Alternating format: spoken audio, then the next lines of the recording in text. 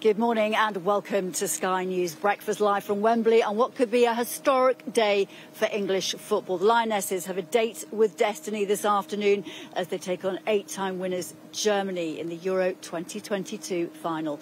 They'll be hoping to lift the trophy for the first time and win the first major tournament title for any England team since 1966. England are the underdogs, but they'll have the support of a sellout crowd here at Wembley and what's expected to be the biggest home TV audience on record for a women's football match. Well, let's just remind you of the Lionesses' road to the final. The squad faced little resistance in the group stages. It was perfect, winning 1-0 against Austria, a whopping 8-0 against Norway and 5-0 against Northern Ireland. Their next challenge came in their quarter-final match against Spain, where they came from behind late on to win 2-1 in extra time. Well, that put them through to a semi-final match against the bookies' favourites, the world number 2 Sweden, who they beat 4-0. And that, of course, set up today's head-to-head with Germany. Adele Robinson reports now on the final showdown at Wembley. It's the start of a journey, not the end. Their last training session before the Lionesses attempt to overturn history. It's a fairy tale fixture with the history behind it, but I think for us, you would never expect to get to a final without playing the best team in the tournament. And you know, in terms of, I think, the journey that both of us have been on, you've got the two teams that have had the best tournaments in the final, which is the best thing. Germany say they want to take Wembley with their 9th title and a record unbeaten run in a Euro final. Their press conference, calm and confident. We're just glad to be allowed to be here, to have this privilege we've dreamed of, to play a final against England at Wembley. I don't know if there will be or have been many bigger moments in sport for our players.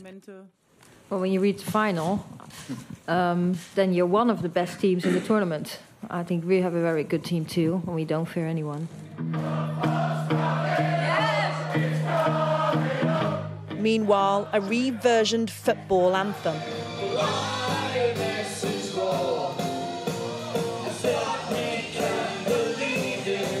Tailored to the women's journey.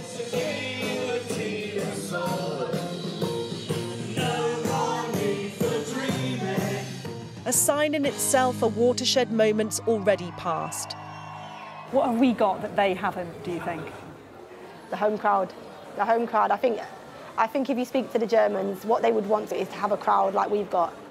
Sizing up an empty stadium, soon to be full, and a quiet moment to absorb the magnitude of a dream within reach. Adele Robinson, Sky News. Well, attendance records have been shattered at Euro 2022. Let's have a quick look at those. Already, almost 488,000 people have attended the tournament before today's final. Well, that's more than double the previous record for a Women's European Championship. And that was set 5 years ago when just over 240,000 fans attended Euro 2016 in the Netherlands. And with the final sold out, the overall attendance for this year's tournament is expected to top 570,000. And what's more, fans have the chance to be part of a new all-time attendance record for a Euro final tournament match in both the men's and the women's game, with Wembley's capacity being 87,000.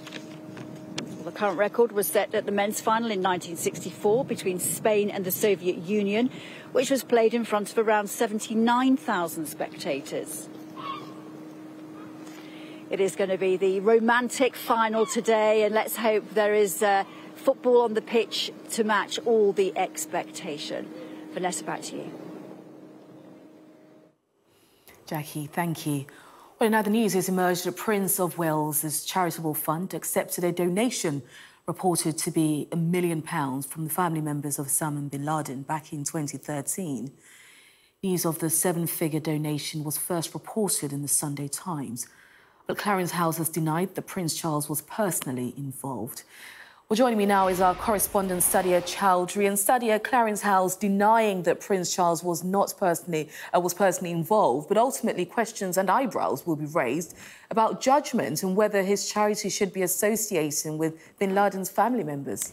Yes, I think the first thing we should say is that this has nothing to do with Osama bin Laden. But the bin Laden family is, of course, a very well-known family in Saudi Arabia, well-known for being big businessmen. And so these payments were made by Shafiq bin Laden and Baffoe bin Laden, who are two half-brothers of Osama bin Laden. This is all from the Sunday Times reporting, which says that the Prince of Wales had a private meeting with Baffoe bin Laden at Clarence House in October 2013. Now, that's 2 years after Osama bin Laden was killed by US Special Forces during a raid in Pakistan. The paper says that the prince agreed to the donations despite objections from his advisors and the foundation into which the money was deposited, and that after the payment was made, that several of his advisors had meetings with him in person to plead with him to return the money, saying it wasn't a good look. Well, as you say, we've had two responses, one from Clarence House and one from the foundation, both denying that the prince had any decision-making role in this. I'll read these out to you. This one first from the Prince of Wales Charitable Fund, which says, the donation from Sheikh Baffoe bin Laden in 2013 was carefully considered by PWCF trustees at the time. Due diligence was conducted with information sought from a wide range of sources, including government. The decision to accept the donation was taken wholly by the trustees. Any attempt to suggest otherwise is misleading and inaccurate. And a very similar response from Clarence House, which says, the Prince of Wales' Charitable Fund has assured us that thorough due diligence was undertaken in accepting this donation. The decision to accept was taken by the charity's trustees alone, and any attempt to characterise it otherwise is false. Well, all of this comes after reports last month that the Prince of Wales had accepted large sums of money in cash payments, often in Fortnum and Mason carrier bags, from the former Prime Minister of Qatar, Sheikh Hamad bin Jassim bin Jabr Al Thani. Now, at the time, Clarence House said that that money was taken appropriately and that it was deposited into the bank properly. It also follows an investigation launched by the Metropolitan Police in February into an alleged cash for honours scandal after the Prince of Wales and a close friend of his were reported to the Met. And again, at the time, Clarence House defended the Prince, saying that he had no knowledge of this alleged scandal. Sadia, in the newsroom, thank you. Also making the news this morning, police in Lincolnshire have arrested a 22-year-old man on suspicion of murder following the fatal stabbing of a 9-year-old girl. Lilia Velitucha was killed on a street in the centre of Boston on Thursday. Detectives are not looking for anyone else in connection with the incident. A mother fighting to keep her brain-damaged son alive has pleaded with the Home Secretary to intervene in the case. It comes after the United Nations issued an injunction to continue the life support of 12-year-old Archie Battersby while it considers an implication from the family. The NHS Trust caring for Archie is planning to end his support treatment on Monday after a High Court judge ruled that this would be in his best interest. Well, his mother says that if it goes ahead, it would be an extraordinary cruelty. My boy's really not in a good place at the moment. It's just, it's unnecessary. The hospital are fully in control of this situation, you know, and I think that if they do go ahead to do that after they know that the UN are now involved, I don't think it's going to look very good for this country at all. A 16-year-old girl's been injured after what's believed to have been a drive-by shooting in Manchester. The teenager was taken to hospital in a stable condition after she was injured outside a house party on Queenie Crescent in the Moss Side area on Friday night. Greater Manchester Police said the girl is not believed to have been the intended target and her injuries are not thought to be serious.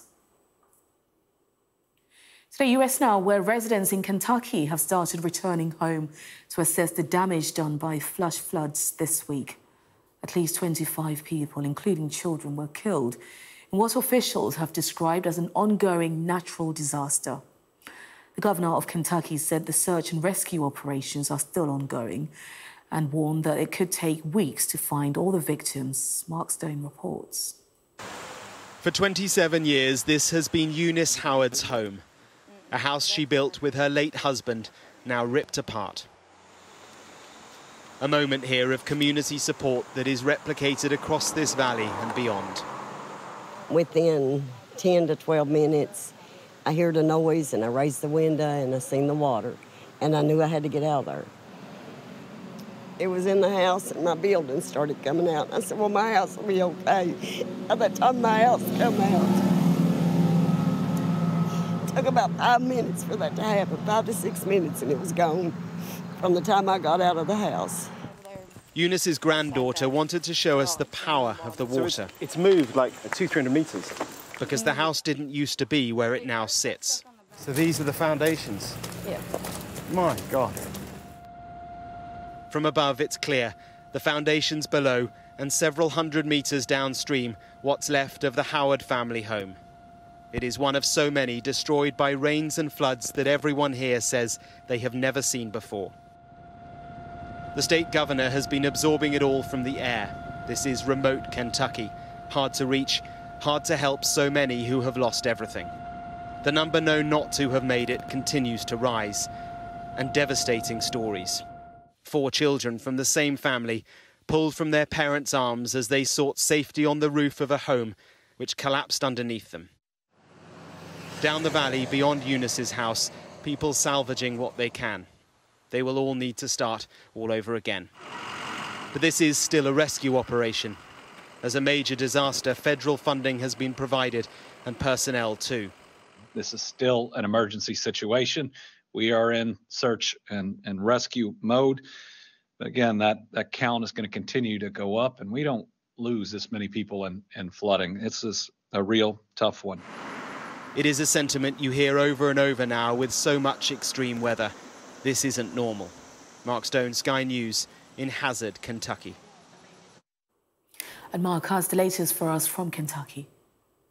Well, as you saw in my report there, it is the volume of water which is really quite extraordinary. And I think this image here gives quite a clear sense of just how much there was. This is one of so many gorges, so many creeks around this very rural part of Kentucky. And you can see now the water levels have come down a lot, but at one point they were right up here, many meters above what they should be, and they took with them everything in their path. And as we've driven around here, some areas completely untouched, but then in all the low-lying areas in these gorges, everything has been taken away. So localized damage, but where it is damaged, it is utterly destroyed. And I think it's clear from what the governor has been saying and what we've seen on the ground talking to the local rescue crews. They've got an awful lot to do, rescuing people that are still stranded, but a recovery operation that will take many, many weeks. Mark Stone there with the latest from Kentucky.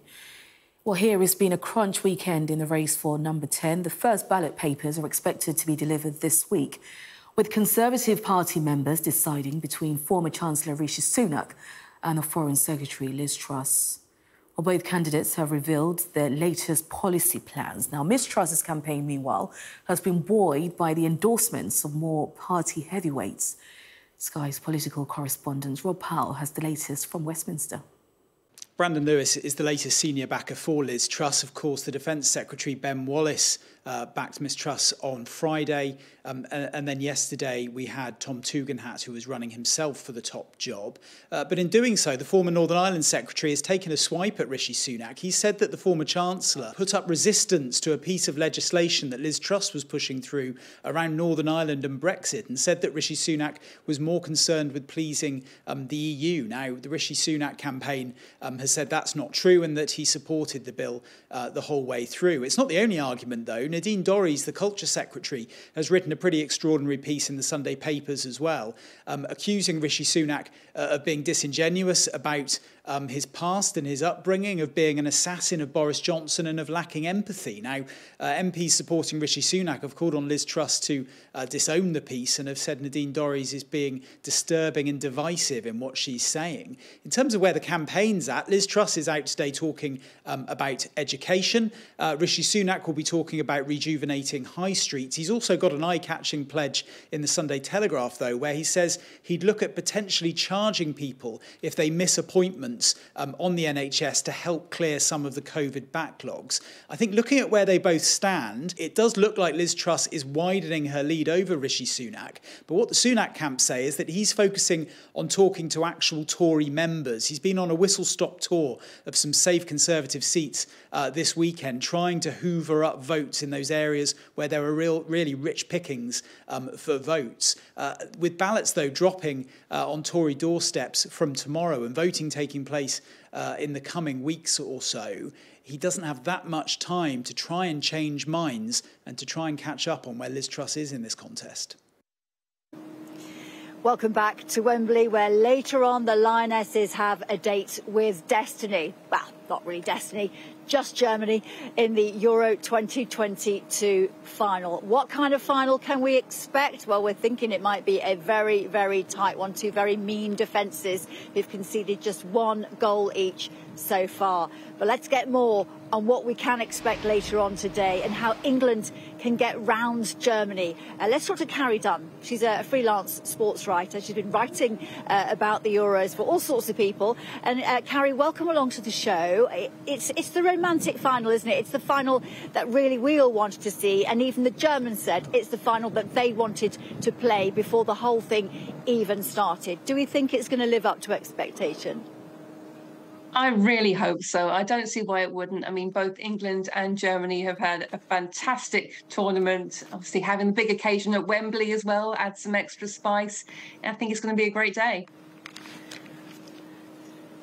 Do you think Sarina Wiegman, she has been very consistent so far in her planning? All of the girls said, we know exactly what's expected of us. We know what our roles are. Do you think she's going to make any tweaks or changes to the team for this one? I don't think so. I think she'll be going with the same starting lineup that she's stuck with throughout, unless there are any enforced changes, obviously. And as you say, everyone knows what their job is. Everyone has gone in fully prepared and everyone will have a game plan. The subs will be there ready to come and do their job when required. And yeah, I think they'll be set up very well.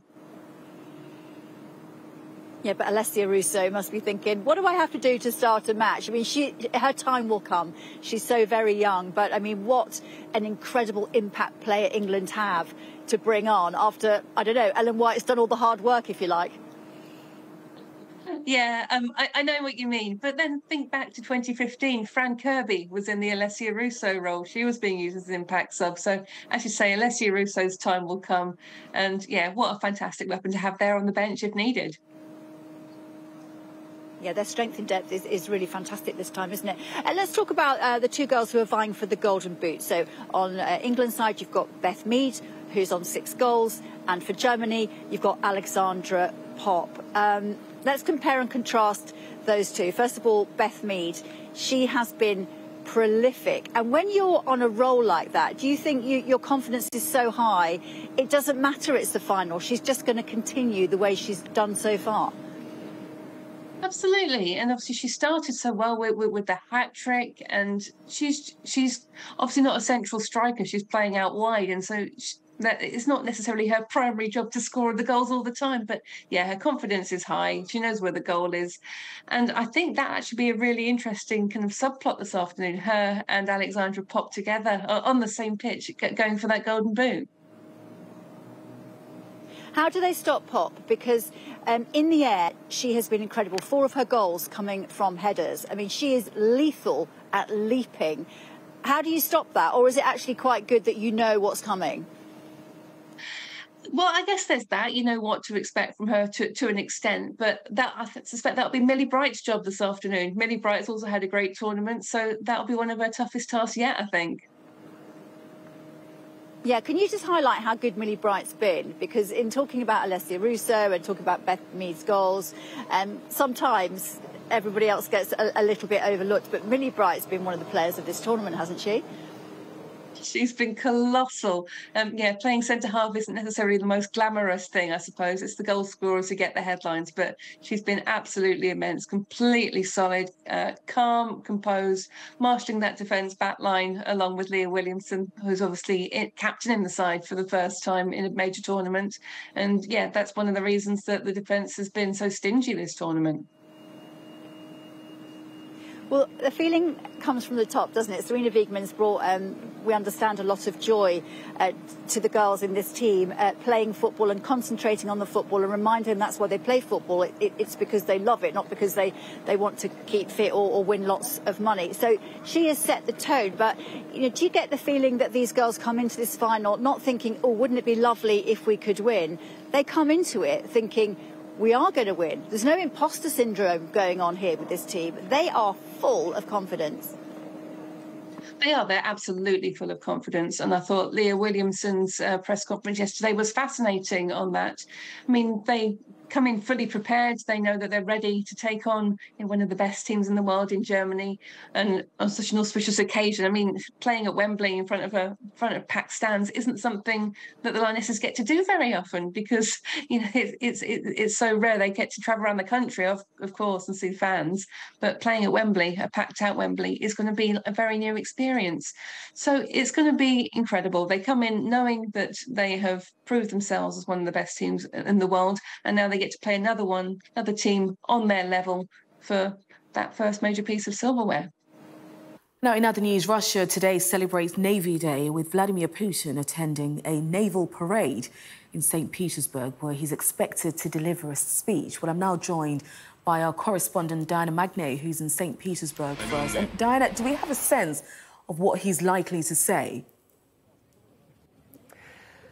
I imagine that in terms of what Russia still insists on calling the special military operation, what President Putin will say is that it is all going according to plan, to reassure the public that everything is fine, and to congratulate the navies and all the Russian fleets are represented here on the work that they are doing. And I think in the background you can just about make out the presidential boat which will take him from the Peter and Paul fortress past various warships, missile ships, landing ships, up to Senate Square here in St. Petersburg, where he will deliver this speech. But interestingly, this morning, we have some news from Sevastopol in Crimea, which is the headquarters of the Black Sea Fleet. The Russians are saying that a low-cost homemade drone sent by Ukraine has hit the headquarters of the Black Sea Fleet. Not much damage, but 5 people injured, they say, and therefore all celebrations in Sevastopol have been cancelled for the day. But the celebrations will continue here. It's a chance for us to look at what role the Navy has played in Russia's activities against Ukraine. And actually, however much President Putin will put a gloss on it, they have suffered significant losses, especially when you consider that Ukraine doesn't really have a navy to speak of. We had in April the downing of the Black Sea's flagship warship, the Moskva, which Russia says was because of ammunition inside the ship detonating and a fire causing it to collapse. And the Ukrainians say they targeted it with a missile, which I think is the generally accepted truth.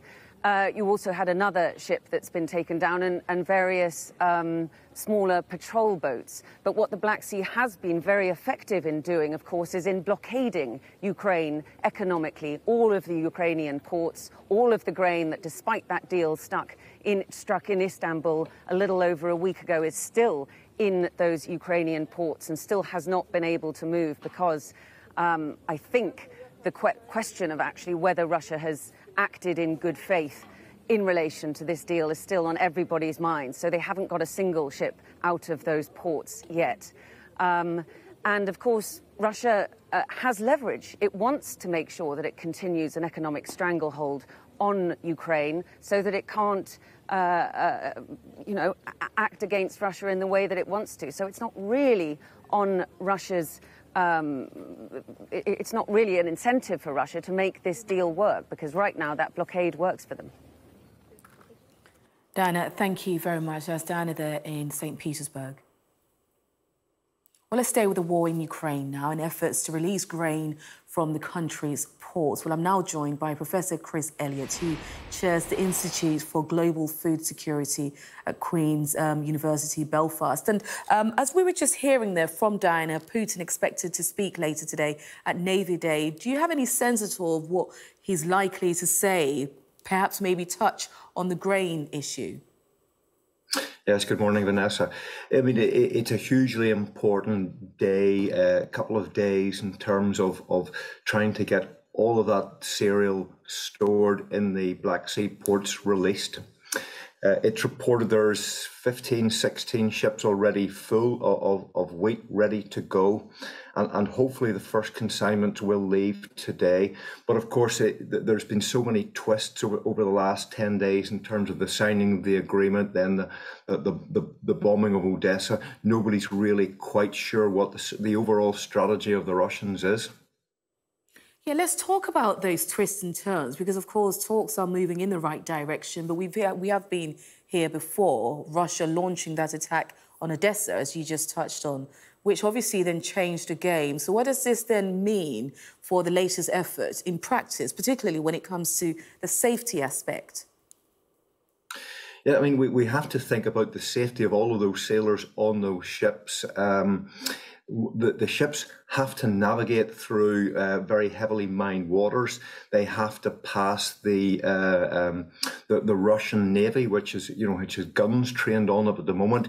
It's hugely tense situation, and again, there's virtually no trust between the two sides. This deal has been brokered by Turkey and the United Nations, and everybody is trying to work towards actually getting some of this grain released, which is so badly needed in many parts of the world.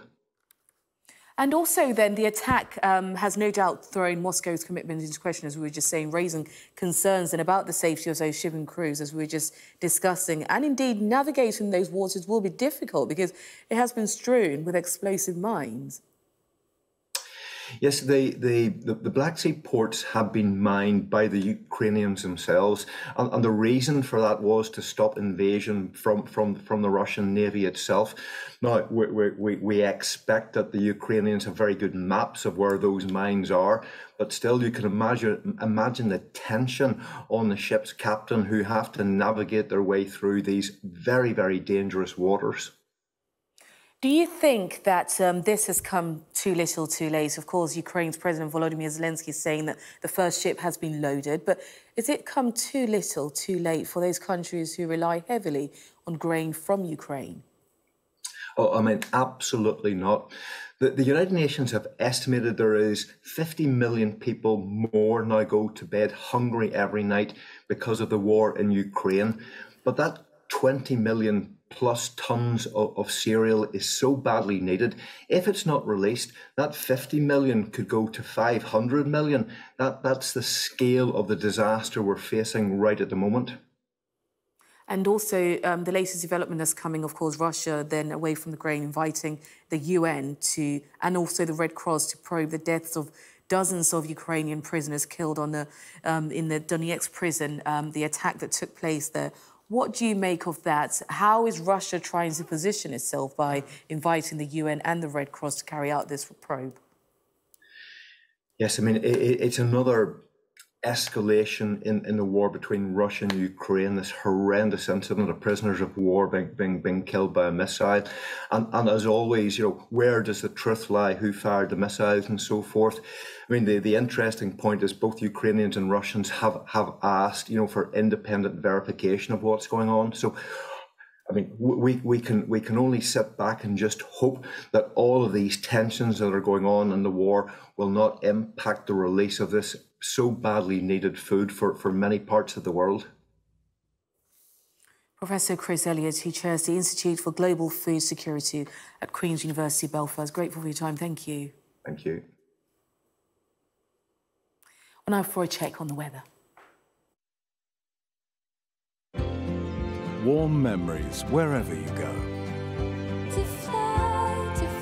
The weather, sponsored by Qatar Airways.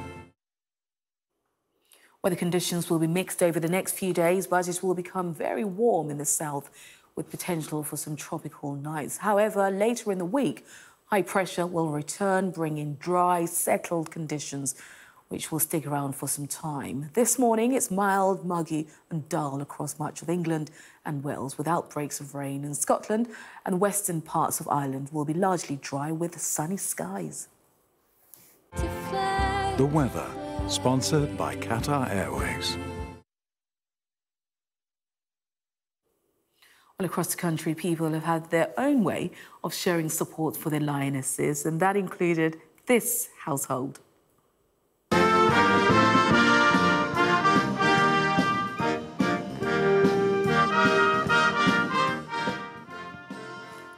Well, this was the scene at yesterday's changing of the guard, where the band of the Grenadier Guards and the band of the Coldstream Guards played a melody of football tunes in the squad's honour outside Buckingham Palace, including Neil Diamond's song Sweet Caroline. Ba, ba, ba. There we go. You're watching Sky News Breakfast. Coming up, we'll take a look at the front pages with broadcaster and writer Edward Adu and PR consultant Paul Charles.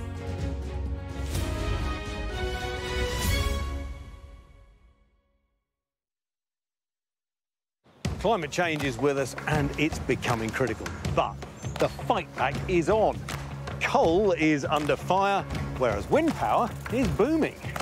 You can now have burgers made out of these rather than those, and no need for fuel, just rely on the vital spark.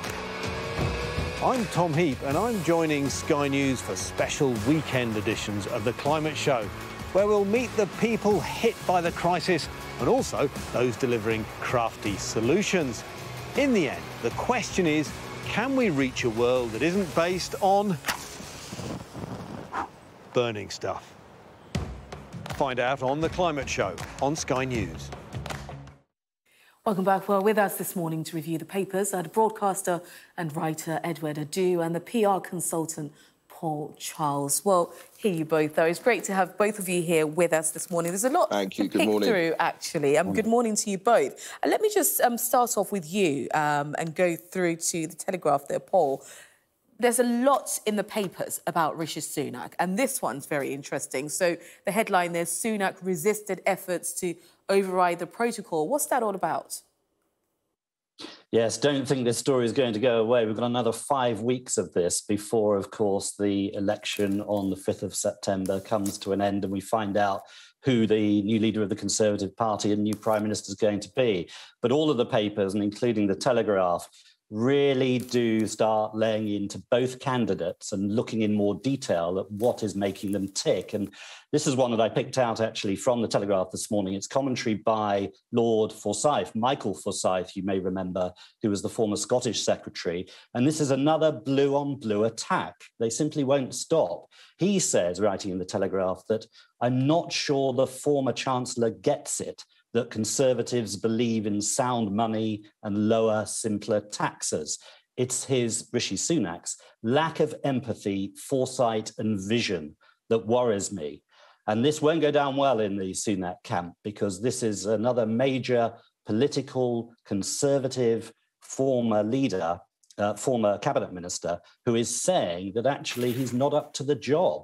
And so I think that this is why I was saying earlier, on our earlier paper review, that actually Rishi Sunak's going to have to rework his campaign. He needs a reset, and he's going to have to show why he's going to be cutting taxes and not raising them, which of course was his policy with Boris Johnson when he was Chancellor. Edward, I'll just get your take on this very quickly before we move on to the next story. Rishi Sunak, does he need a reset? And actually, is it too late for any kind of research? I mean, from speaking to loads of friends, and I think the issue is about connecting with people and about being relatable. The whole issue of connecting about his finances and how he approaches things.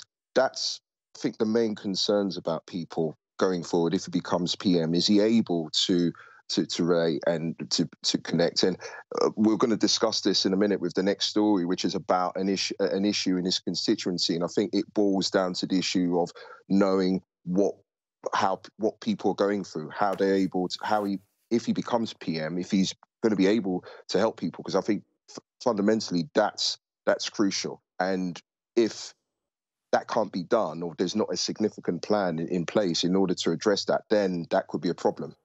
OK, absolutely. We will come back to the politics a little bit, but let's just interject very slightly with another story that's really dominating the headlines. And I will stick with you there, Edward. This is Wagatha Christie. So the story of the moment, really. I mean, it's just been absolutely phenomenal to see the amount of money that's also gone into this. 3 million, and Paul mentioned earlier when we discussed it in the previous review, that in terms of the proceeds, it has to be distributed to charities, because I think a lot of people thinking, well, okay, yep, £3-4 million bill, but Vardy, Rooney, let's face it, they have the money. In Vardy's case, she has the money to cover it, and whether she may have to kind of restructure or look at her finances in order to cover this. But it's the whole issue is of this could happen to anybody, and it has. You know, I've had issues with friends who've sent not so much malicious, but I suppose you would call it banter, and then on friends, WhatsApp then. you say, look. They're not your friends. Let's not. I'm not gonna discuss it at this time of the morning. I'm friends with everybody because you know what? They may end up taking me to court, and I've got no money. So that's not.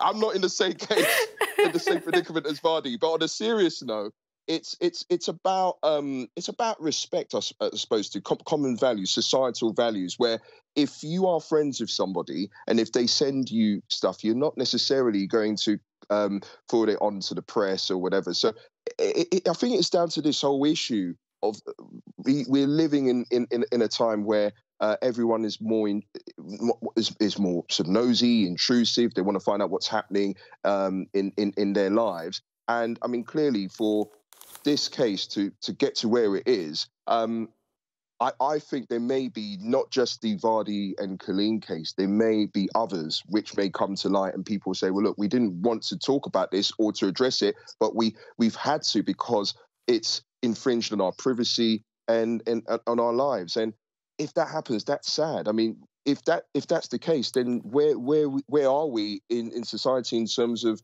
privacy and respect? And I don't want to come across as some kind of, Sunday biblical pastor kind of saying we all need to live in an orderly society, but that has to be questioned.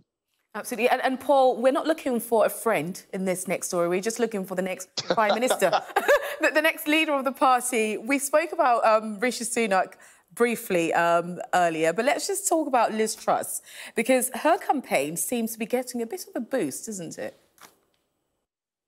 Yes, and I think you can relate all of these stories together this morning in how well people are conducting themselves. Look at the Lionesses with the Euro final today. They're conducting themselves really well. You're not seeing the equivalent of the wags on the male side fighting paw to paw. And the same in politics. Those that are coming out as friendlier, those that are coming out as not interrupting or mansplaining, like Liz Truss, are doing much better. And the Sunday Times is saying that there's going to be more momentum added to Liz Truss's campaign in the next few days, with both Nadhim Zahawi, the Chancellor, and Brandon Lewis, the Northern Ireland Secretary, apparently joining her cause. That makes more than 10 cabinet ministers backing Liz Truss, who herself, of course, is the longest-serving member of the cabinet over various governments. So certainly the wind is in her favour at the moment. But as we know, the opinion polls are pretty close among Tory members right now. And I don't think you can rule out Rishi Sunak at the moment. And let's just talk about a story that I find very interesting here. Edward, I'll come to you. This is a story in the Mail which says that British workers are worst in Europe for getting back to the office. What a scandalous thing to say. Is that true? What's going on here? We were talking about the friends thing. I can actually say that some friends would be prepared to work from home than getting back to the office. I think COVID or the working from home or lockdown has made some people somewhat lazy, and they would prefer working from home or meeting a friend at their local cafe, and they may even consider going to the office twice a week. And I know Paul is not one of those. Paul, even though he's in his office behind him looks rather exuberant and it looks great, I'm sure he does step out at least 3 or 4 times a week, and he does get to the office, or he has his own office. I do the same thing. The working from home practice, I couldn't do it. Not that, I mean, you see my bus collection behind me, it's great. But if you said to me, Ed, you've got to stay at home and work from home forever, I would trade my bus collection and get to the office. And what about you then, Paul? Would you trade that beautiful pottery behind you? Very lucky to be on holiday at the moment here. It's not my place, but it would be a great office. There's no doubt. I'm rethinking where my office should be. not in London, but down here. But yeah, I think, you know, most people have rethought their lives. They want to be in the office 2 or 3 days a week and have that mix if they're working in a job that enables them to do that. What is clear is that the message sent out by Jacob Rees-Mogg a few months ago about getting civil servants back to work has not really worked. So still a long way to go on that. We have to get him on the case there, really. It's been great speaking to you both.